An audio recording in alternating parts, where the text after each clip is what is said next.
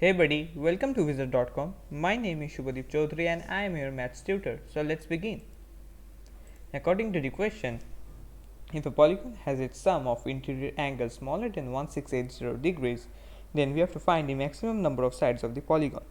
Now we know that the relation between the total sum of interior angles and number of sides of a polygon is given by total sum of internal angles, total sum of internal angles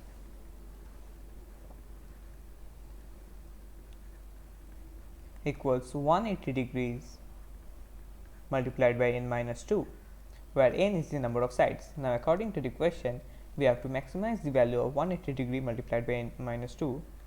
So the inequality which we are going to use is 180 degrees multiplied by n minus 2 should be less than 1680 degrees.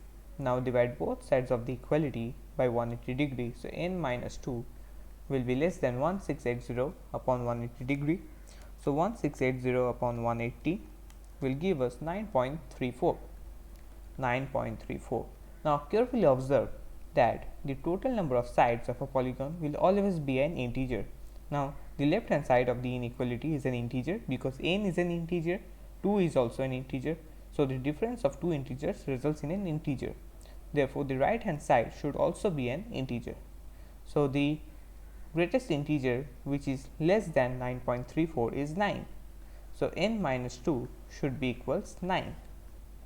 Shift minus of 2 to the right hand side, so it will become plus 2. So n will be equals 9 plus 2.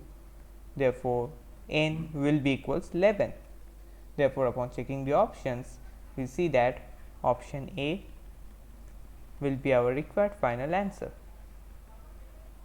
So that's it. Thank you and have a great day.